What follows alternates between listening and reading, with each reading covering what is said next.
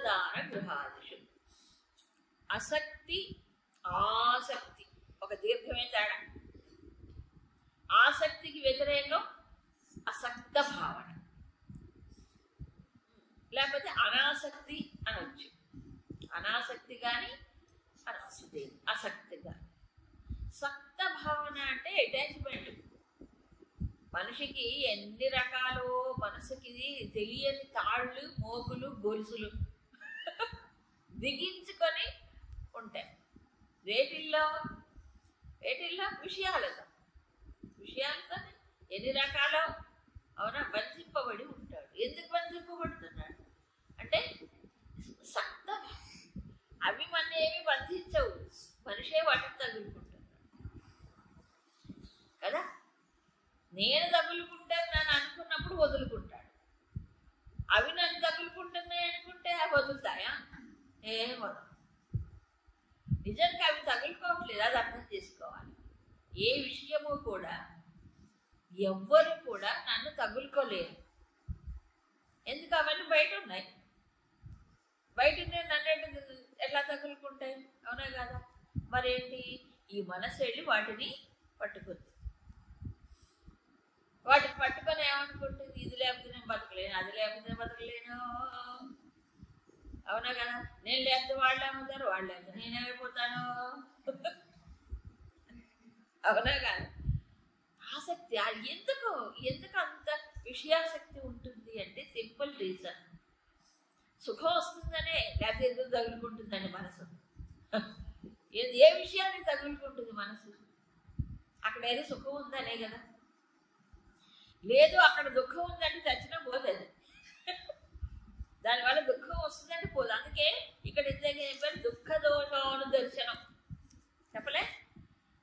కాబట్టి ఈ దోషాన్ని నిరంతరం చూస్తూ ఉంటే ఈ దుఃఖమయం అనేది తెలుసుకున్నప్పుడు, అర్థమైనప్పుడు ఏమవుతుంది? దాన్ని తగులుకోదు.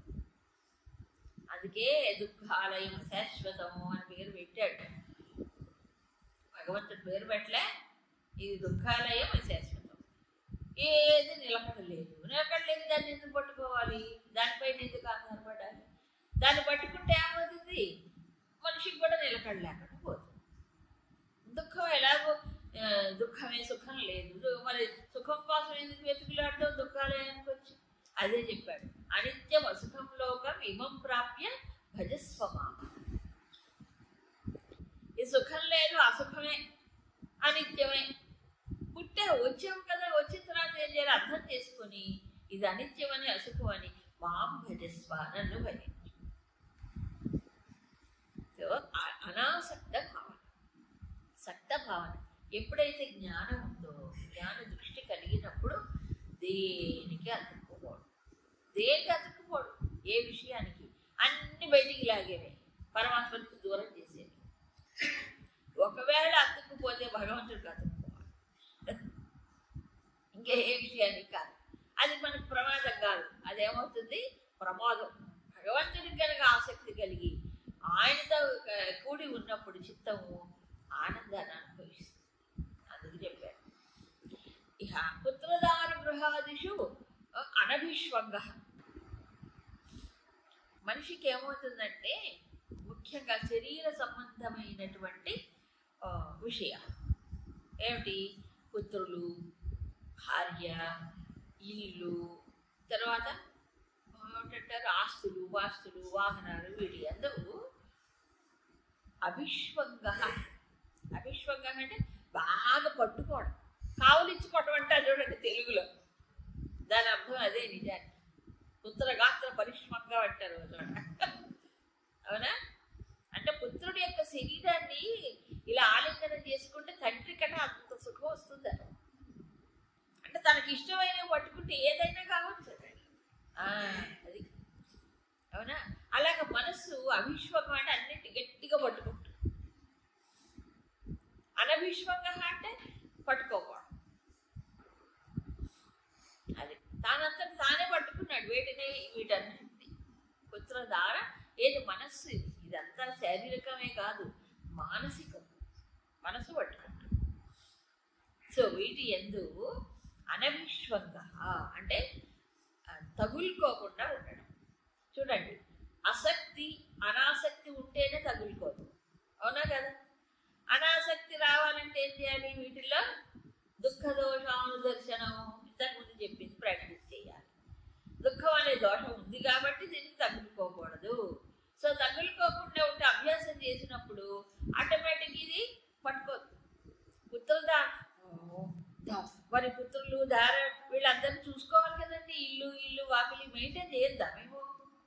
బతకాలి లేకపోతే మా ధర్మం కదా, ధర్మం చేయి, ఎవరు వద్దన్నారు?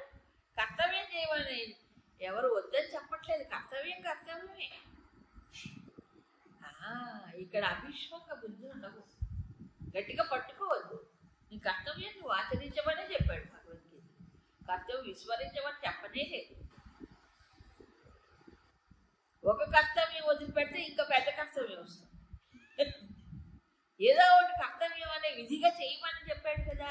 నియతం కురు కర్మత్వం చెప్పాడు, నియత కర్మ చేయాల్సిందే. అయితే మానసికంగా తగులుకోవద్దు, అప్పుడు సంసారికాడు గుమస్తుడు అవుతాడు.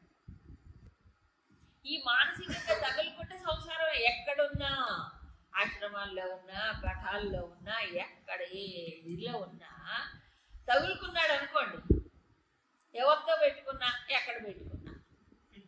కొత్తగా ఇప్పుడు ఏంటంటే విచిత్రము, మనసు చాలా చెడ్డది. పాత వాటిని వదులుకొని కొత్త వాటిని తగులుకుంటుంది. ఇల్లు వాటిలో అడ్రస్ చేసాం, ఎవరిని పట్టుకున్నాం? ఇక్కడ ఉన్నాళ్ళు పట్టుకున్నాం. ఏ రాయి అయితే పండు కట్టుకోవడానికి ఒకటే కదా, ఏ రాయి అయినా ఒకటే. ఇక్కడ బంధుత్వాలు, ఆప్యాయతలు అవి ఇవి పెంచుకొని ఇక్కడ తగులుకుంటుంటారు. ఇల్లు వదిలిపెట్టి ఆశ్రమాలు తగులుకోవద్దు, బాధ్యత నిర్వర్తించంతే. ఏది మందిగా మనదంటే ఈ ప్రపంచంలో శరీరమే నీది కానప్పుడు ఏది మంది చెప్పండి? శరీరమే మంది కాదు, ఇంకేం మనవి? శరీరంతో వచ్చేవన్నీ పోతుంటాయి. మనసు తగులుకోవటమే తప్ప నిజానికి ఏముంది చెప్పండి? ఏదీ లేదు.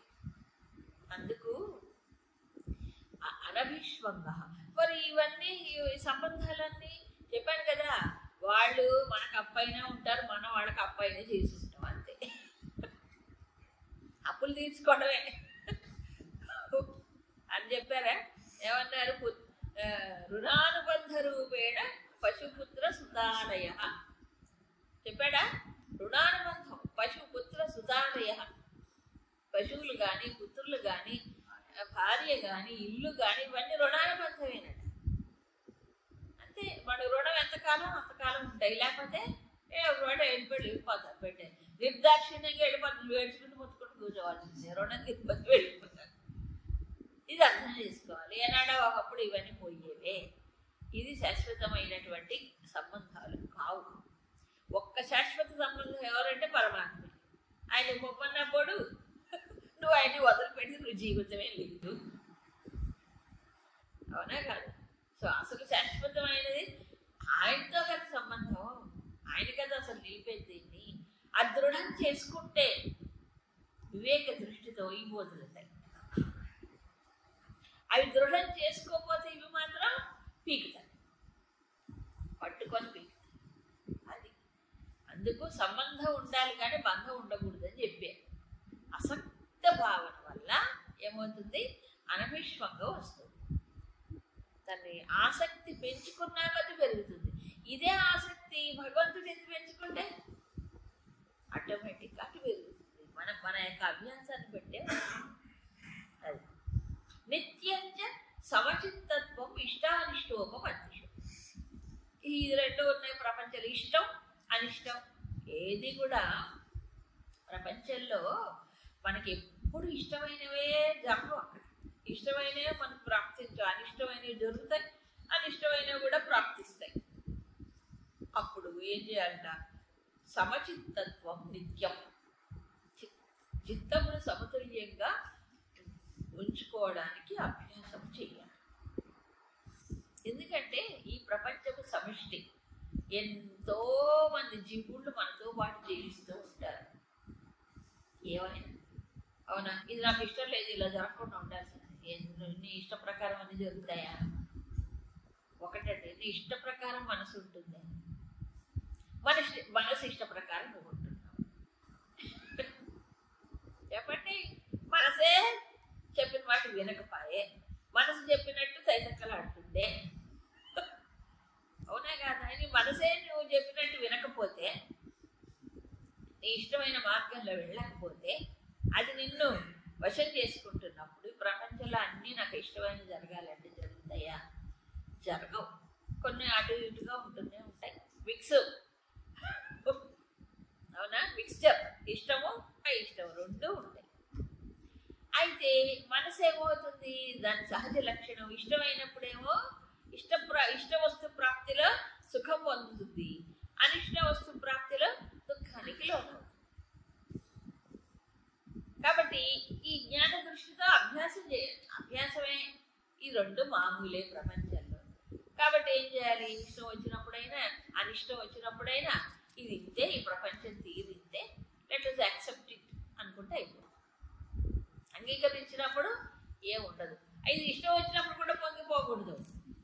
అది కూడా ఎందుకంటే దీనికి పొంగిపోతే దాని కురింగిపోతుంది మళ్ళీ. ఇది అవునా కదా, ఇష్టం వచ్చినప్పుడు పొంగిపోయింది అనుకోండి, వెంటనే అది కాస్త మారిపోతుంది, మళ్ళీ ఆ ఇష్టం వస్తుంది, అప్పుడు కురింగిపోతుంది. అందుకే సమచిత్తం సమబుద్ధి ఎన్నిసార్లు చెప్పాడో భగవద్గీత. ఇవన్నీ చెయ్యాలంటే ఇందాక చెప్పినటువంటి లక్షణాలన్నీ కూడా ఎవరికి సులభంగా అలవడతాయి చెప్తున్నారు. మయి చానన్యయోగేన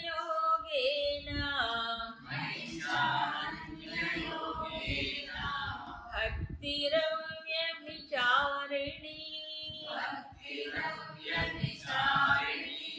వివిక్త దేశ సేవిత్వం అరతిర్జన సంసదే.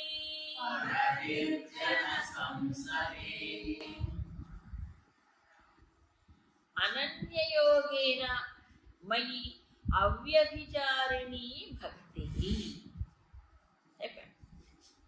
అనన్య యోగముతో వ్యభిచరించినటువంటి భక్తి యోగము వల్ల, సరే ఇక్కడ ఈ పదం పాడాడు భగవంతుడు, అవ్యభిచారిణి భక్తి అన్నాడు.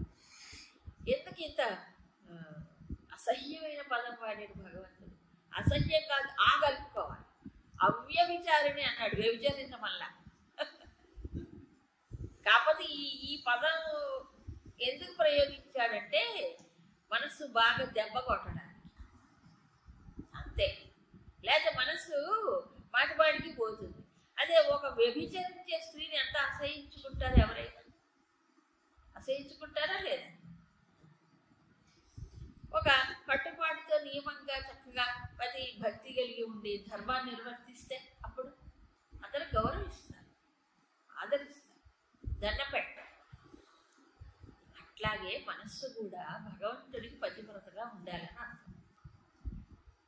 అంతేగాని విషయాల్లో వెళ్ళిపోయి విషయ సుఖాల లంపటంలో పడిపోతే అది వ్యభిచారం కింద లెక్కని. ఎవరైనా పతి ఒక్కడే ఉండాలి నిజానికి. సరే, ఇప్పుడు ఈ కాలం గురించి మాట్లాడద్దు, వదిలే. దీని గురించి మాట్లాడితే మనకు టైం వేస్ట్, అవునా? కాబట్టి ఈ జీవుడికి గతి పతి ఏమిటి? గతిర్ భర్త ప్రభు సాక్షి. గతి ఆయనే, భర్త ఆయనే సర్వజీవులకి కూడా, అవునా? నా గతి నా పతి భగవంతుడే, సర్వజీవులకి ఆయనే, ఒక్కొక్కటి కాదు కదా. కాబట్టి మనసు ఏమంటే ఆయనకే కట్టుబడి ఉండాలి, ఆయనకే అంకితమై ఉండాలి. నా లక్ష్యం అదే, నా చిత్తం అదే. ఇది గుర్తు తెచ్చుకోవాలి. అందుకే ఎండ్ పాయింట్ ఇచ్చాడు, గతిర్ భర్త ప్రభు సాక్షి. గతి భర్త అని ఆయన భరిస్తుంటాడు కదా. అలా మీరాబాయి చేసిన ఉపాసన ఆయనే తన యొక్క సర్వస్వంగా పతిగా నమ్మింది. ఈ వివాహ జీవితం ఆవిడకి ఊరికి పైపైనే ఏమి తగులుకోలేదు, ఆవిడ అసలు తగులుకోలేదు, ఇంత మాత్రం తగులుకోలేదు. అమ్మ సంసారంలోనే ఉంది కదా. మరి ఇది గోపికలు చేసిన భక్తి అదే కదా, అది కామభక్తి కాదండి. అసలు నిజానికి సర్వజీవుళ్ళకి గతి పతి భగవంతుడే. సో మనస్సు తన యొక్క లక్ష్యమైనటువంటి పరమాత్మ యందు అటు ఇటు విషయ సుఖాలు అమ్మటంలో ఇరుక్కుపోకుండా భగవంతుడి యందు చిత్తం నిలిచినప్పుడు, అందుకే అనన్య యోగం. సరే, మనకి భగవద్గీతలో ఎన్ని యోగాలు చెప్పాడా? ఒక్కోసారి ఒక్కో రకమైన డెఫినేషన్ చెప్తారు. అనన్య యోగం అంటే ఏంటి? ఇంకో దానితో సంబంధం పెట్టుకోకూడదు, ఆయనతోనే సంబంధం. అనన్యత్వం, అనన్య చింతన చెప్పాడు ఇంతకుముందు. అంటే అన్యముగా అని చింతన, ఆ చింతన వేరొక దాని భగవంతుడి పైనే లగ్నం చెయ్యాలి అంటే ఏం చేయాలి? సంబంధం పెట్టుకోవడం ఒకటే మార్గం, ఇంకో మార్గం లేదు, ఇంకొక విషయం లేదు. ఇప్పుడు నా లక్ష్యం భగవంతుడు అన్నప్పుడు మన మనసు ఏం చేయాలి అంటే పెట్టుకోవాలి. ఇంకొక దాంతో పెట్టుకుంటే మనసు మళ్ళీ వెళ్ళిపోతుంది, పడిపోతుంది.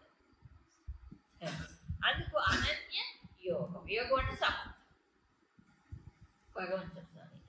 మిగతా సంబంధాలన్నీ ఏం చేయాలండి? ఉంటాయి, వాటంతటా ఉంటే నీకే నష్టం. ఉంటే ఉండని, దాన్ని మనం పెట్టుకుంటే కదా. అందుకే అసక్తిరల విశ్వకహ చెప్పాడు. వీటిల్లో మనసు తగులుకున్నప్పుడు భగవంతుడితో యోగం కుదరదు. సింపుల్. ఎందుకంటే మనసు ఒకటే కదా, రెండు కాళ్ళ మీద, రెండు పడవల మీద కాళ్ళు పెట్టలేడు కదా, ఎప్పుడు ఒకటే ఉంటుంది. సో యోగం ఇక్కడ, సంబంధాలు అక్కడ. అంతే, సంబంధం అక్కడే ఉండని. ఏం పోయింది? సంబంధాలు ఏం తెగొట్టుకోకలే, వాటి కూడా ఉంటాయి. మనసు వాటిలో తగులుకోకుండా, కాబట్టి లక్ష్యం ఇది అని జ్ఞాపకం చేసుకుంటూ తన యొక్క దృష్టి నిత్య నిరంతరము తన గతి భగవంతుడే, తన పతి భగవంతుడే, తన లక్ష్య ప్రభువు భగవంతుడే అని చెప్పి మాత ధాత పితామహ, నా తల్లి, నా తండ్రి, పతి, గతి, ఆధారము, సర్వము ప్రభు. అందుకే అన్ని పాయింటర్స్ ఇచ్చాడు, 9 ఎవరా? అది భావన చేసుకోవాలి. అది భావన చేసుకున్నప్పుడు ఏమో ఇవన్నీ కూడా ఏమవుతాయి? ఉంటాయి, అంతే. దాన్ని తగులుకోకుండా ఉంటాయి. అందుకే అవ్యభిచారిణి భక్తి, అచంచలమైనటువంటి భక్తి యోగం వల్లనే ఇవి వీటి నుంచి దూరం అవుతాడు, భయపడక్కర్లా. ఇంకోటి, మనము భాగవతంలో చూస్తే ప్రాక్టికల్గా, ఇప్పుడు భగవంతుడు సన్నిధి చేరారు గోపికలు, రాసక్రీడ అయిపోయింది, అంతా అయిపోయిన తర్వాత మళ్ళీ ఇంటికి వెళ్ళారు కదా గోపికలు, వెళ్ళలేదా? వెళ్ళారు. ఇంత విచిత్రం అంటే అక్కడ మనకి ఇదంతా అలిగారికల్ స్టోరీ అని అర్థమవుతుంది. అప్పుడు మరి అర్ధరాత్రి కూడా వెళ్ళారు, రాసక్రీడ అయిపోయింది కదా, ఇంటికి వచ్చిన తర్వాత ఏ భక్తకి వాళ్ళ పైన సందేహమే కలగలేదంట. వీళ్ళు వెళ్ళిపోయారు కానీ, వీళ్ళు ఈ ప్రకారంగా ఏదో రాసక్రీడ చేశారని కానీ ఒక్కళ్ళకి డౌట్ రాలేదట. ఏమైందట? ఆ ప్రతి గోపిక తన భర్త దగ్గర ఉన్నట్టుగానే ఆ భర్తకు అనిపించిందట. ఆమె ఎక్కడికో వెళ్ళిపోయినట్టు ఎవ్వరికి అనిపించలేదట. భాగవతంలో ఉంటుంది.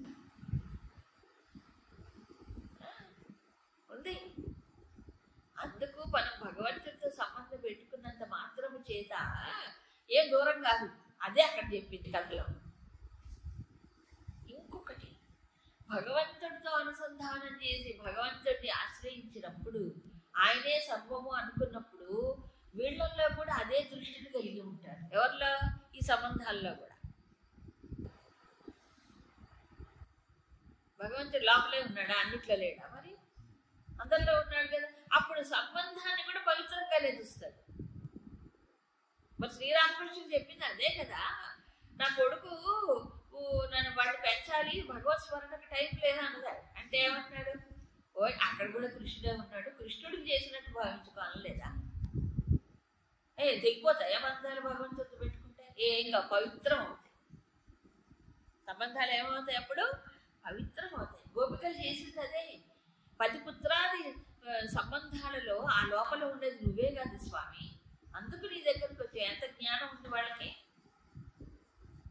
అజ్ఞానం కాదు గోపికలు, ఆయా రూపాల్లో ఉన్నది నువ్వు కాబట్టి నీ దగ్గరికి వచ్చాము మేము అన్నాడు.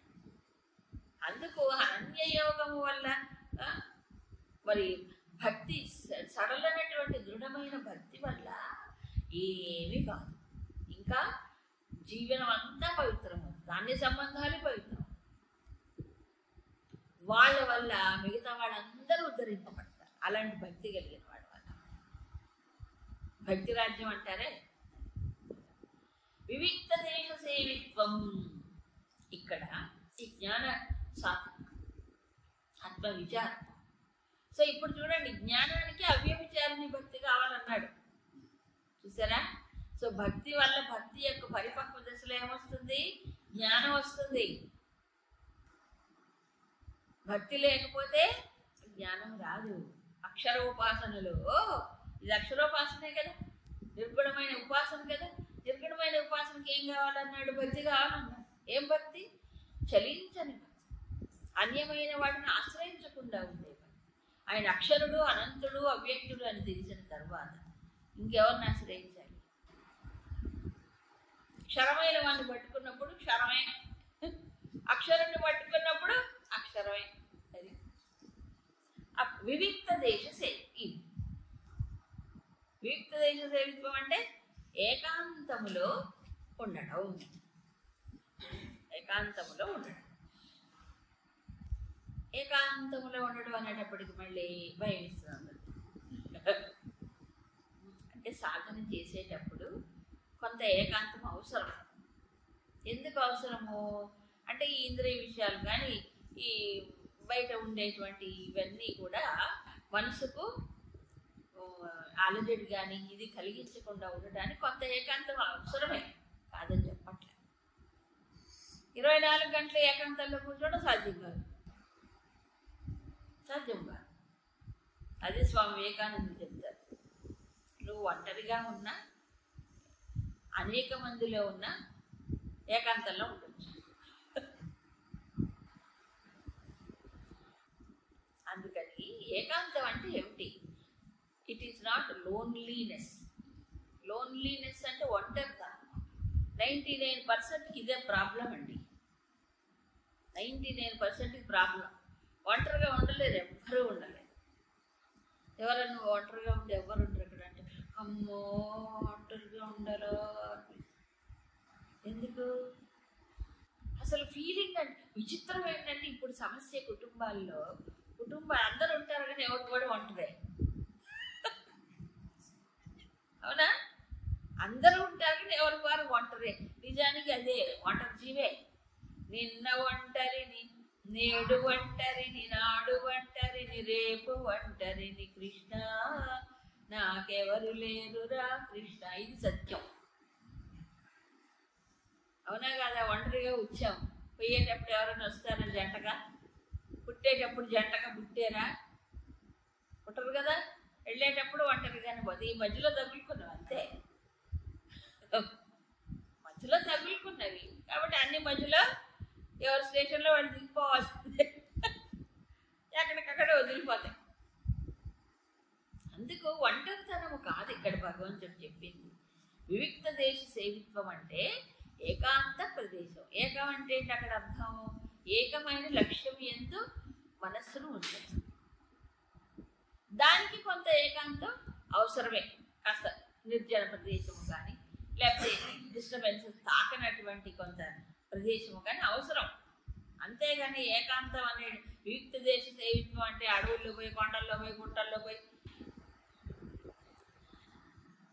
అయితే ఆ ప్రదేశాన్ని ఇప్పుడు ఈ రోజుల్లో కొండలు గుట్టలు కూడా ఉండలేడండి. దొంగలు వాళ్ళే ఉంటారు ఇప్పుడు. ఎక్కడ చూసినా పూర్వం కొండలు గుట్టలు అంటే ఆ నదీ ప్రవాహాలంటే చక్కగా పవిత్రంగా ఉండేవి. ఇప్పుడు ఎక్కడ లేదు.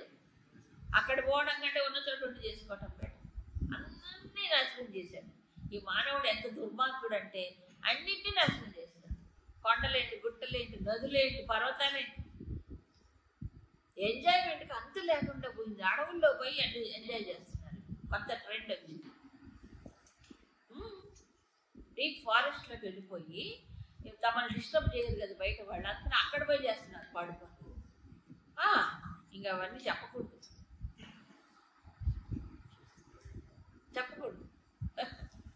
అందుకే ఏంటంటే వివిక్త దేశ సేవిత్వం అంటే ఉన్న చోట ఉంటే హాయిగా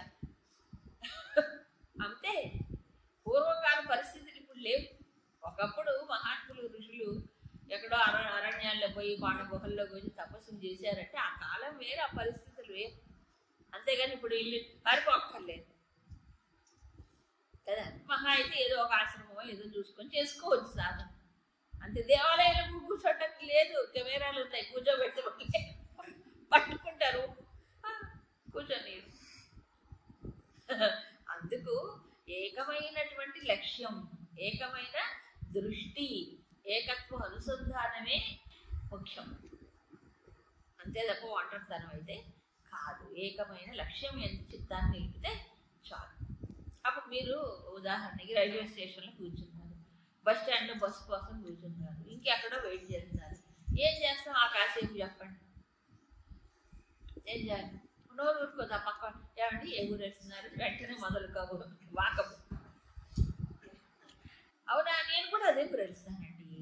ఓహో మీ వాళ్ళు ఎక్కడ ఉంటారండి? మా వాళ్ళు ఫలానా పేటలో ఉంటారు మొదలు. అవునా కాదా? ఎంత అవసరమా అవన్నీ మాట్లాడాలా? అవసరం అని చెప్పండి. అనవసరమైన ప్రసంగం, అనవసరమైన ఇవి కాకపోతే ఇప్పుడు స్టేషన్లు అన్నింటిలో టీవీలు పెట్టారు. ఎట్లా ఎన్నో చెప్పలేవు. ఒక రైల్వే స్టేషన్ ఎన్ని టీవీలో కనిపిస్తుంది.